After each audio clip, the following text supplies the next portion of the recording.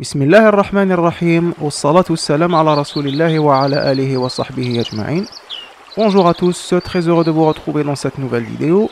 Aujourd'hui, nous allons entamer la seconde partie de notre série consacrée au cadre légal et réglementaire du congé annuel en Algérie. Forcer ou ne pas forcer nos employés à prendre leur congé annuel? Telle est la question qui revient le plus souvent sur la toile. Que disent les textes en vigueur sur le sujet? Comment gérer le cumul des reliquats de congés et mettre en place une planification des congés annuels qui soit à la fois simple, efficace et surtout conforme à la législation du travail? L'objet de cette leçon, c'est donc de répondre à toutes ces interrogations, tout en apportant les recommandations nécessaires à l'amélioration de la gestion des congés annuels au sein de l'entreprise. Bon visionnage à tous, je vous retrouve juste après ça.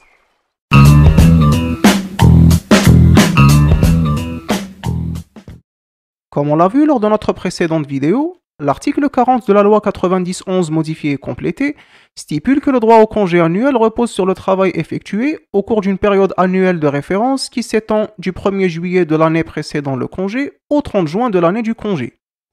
Pour les travailleurs nouvellement recrutés, le point de départ de la période de référence est la date de recrutement. Prenons tout de suite un exemple d'application.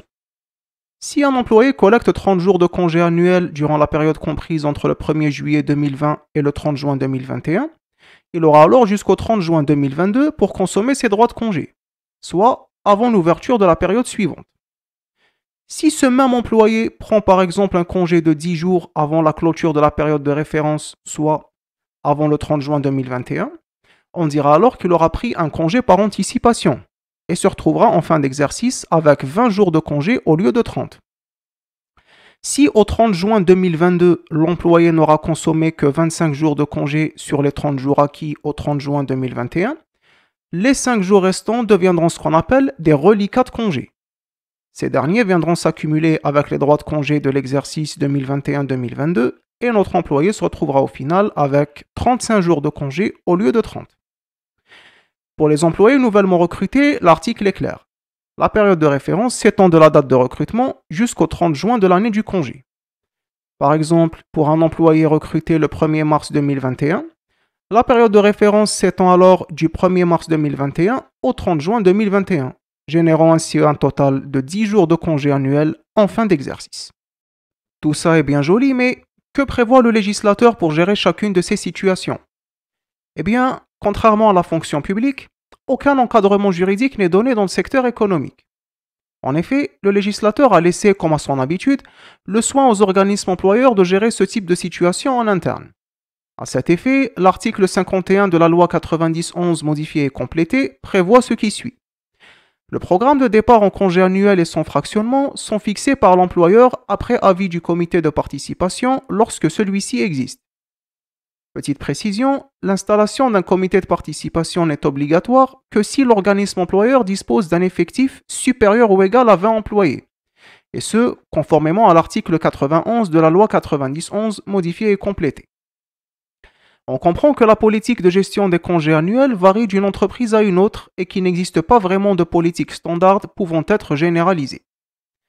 Le mieux que l'on puisse faire, c'est d'acter notre politique de gestion des congés annuels dans un règlement intérieur.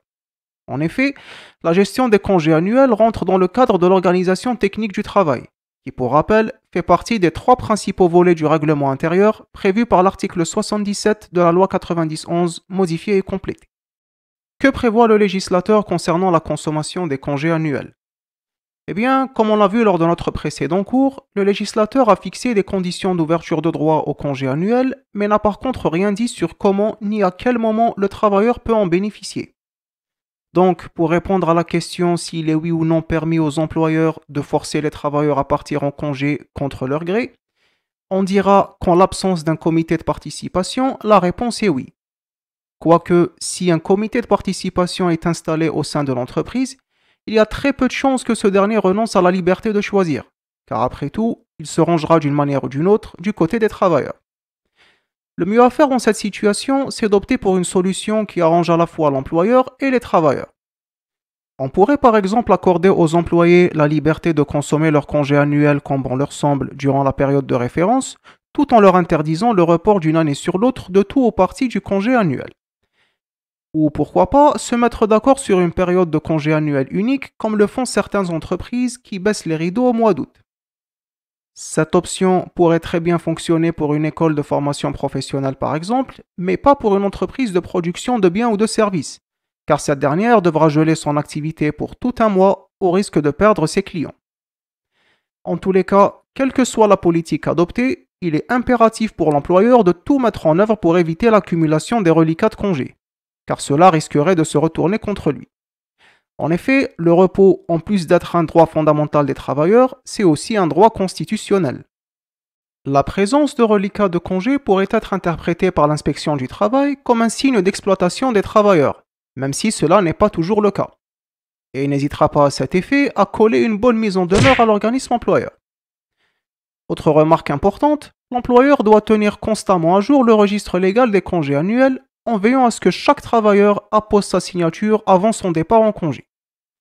Ce registre légal permet de retracer l'intégralité des congés annuels consommés et constitue une pièce à conviction très solide en cas de contrôle de l'inspection du travail ou de conflit de travail lié à la consommation des congés annuels. Une dernière question, que prévoit le législateur en ce qui concerne l'interruption du congé annuel? Eh bien, l'article 48 de la loi 90-11 modifiée et complétée permet aux employeurs de suspendre le congé annuel d'un travailleur lorsque les nécessités de service l'exigent. Cette mesure démontre clairement le pouvoir qu'a l'employeur de décider de comment et à quel moment le travailleur doit être mis en congé annuel. En complément à l'article 48, l'article 50 de la même loi accorde au travailleur le droit de suspendre son congé annuel lorsque ce dernier tombe malade en période de congé. Dans la pratique générale, on a tendance à suspendre le congé annuel même lors de la survenance d'un événement familial, comme un décès ou une naissance. Tant qu'il y a un accord entre les deux parties, cela ne devrait poser aucun problème. Et c'est ainsi que s'achève la seconde partie de ce cours consacré au cadre légal et réglementaire du congé annuel. Si ce dernier vous a plu, n'hésitez pas à laisser un petit pouce bleu, à commenter, à partager et surtout à vous abonner. Et je vous dis à très bientôt pour une nouvelle vidéo. Wassalamu alaikum wa rahmatullahi ta'ala wa barakatuh.